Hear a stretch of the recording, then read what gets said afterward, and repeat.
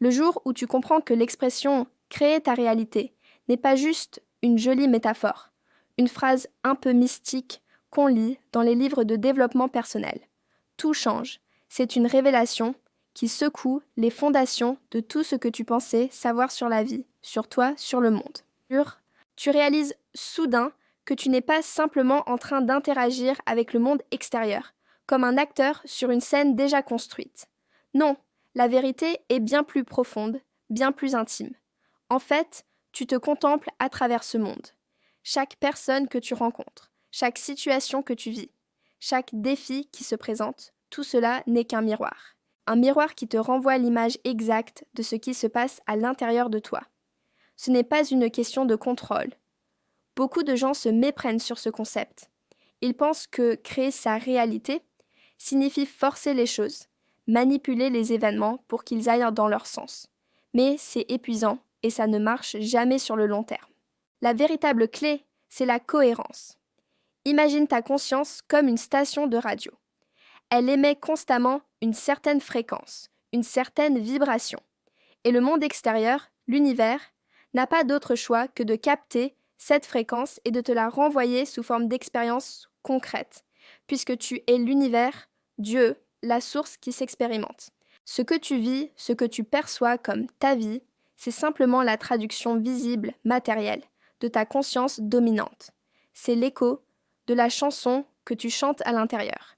Si tu passes tes journées à te sentir anxieux, à te dire que rien ne va, que le monde est hostile, alors l'univers te servira sur un plateau des situations qui viendront confirmer cette croyance. Tu rencontreras des gens méfiants, tu feras face à des obstacles inattendus, tu auras l'impression que tout est contre toi. Ce n'est pas une punition, c'est juste de la physique, c'est de la cohérence. L'extérieur s'aligne sur ton intérieur.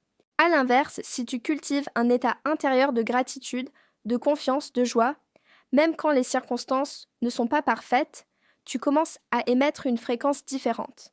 Et comme par magie, le monde commence à te répondre différemment. Les opportunités apparaissent, les bonnes personnes entrent dans ta vie, les solutions se présentent. Alors, la question fondamentale change complètement. On passe notre temps à nous demander « Comment puis-je obtenir ce que je veux ?» Comment faire pour que cette personne m'aime? Comment gagner plus d'argent? Comment réussir ce projet? On cherche des stratégies, des plans d'action, des techniques. On s'agite à l'extérieur, en espérant changer l'intérieur. Mais on prend le problème à l'envers. La véritable question, la seule qui compte vraiment, c'est « Qui suis-je en train d'être en ce moment même ?» Ou, plus précisément, « Qui est-ce que j'assume être ?» Car c'est cette supposition, cette identité que tu endosses consciemment ou non, qui est le véritable moteur de ta réalité. C'est là que tout bascule. Tu arrêtes de te battre contre le monde. Tu arrêtes d'essayer de changer le reflet dans le miroir. Tu te retournes et tu te concentres sur la seule chose que tu puisses vraiment influencer. Toi, ton état d'être. Si tu veux l'amour, au lieu de le chercher désespérément à l'extérieur, demande-toi « Qui serais-je si j'étais déjà aimé et en sécurité ?» Ressens-le. Incarne cette version de toi. Assume que tu es cette personne. Si tu veux l'abondance, au lieu de te plaindre du manque, demande-toi « Comment je me sentirais? Comment je penserais? Comment j'agirais si j'étais déjà prospère ?» Et commence à vivre depuis cet état. Ce n'est pas faire semblant. C'est un recalibrage intérieur profond. C'est choisir délibérément l'état de conscience qui correspond à la réalité que tu souhaites expérimenter. Tu ne cours plus après le futur, tu l'invites dans ton présent en devenant la personne qui le vit déjà. Tu deviens la cause et non plus l'effet.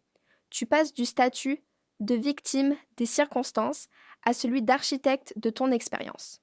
C'est un changement de paradigme total. Tu ne cherches plus à faire pour avoir. Tu te concentres sur être.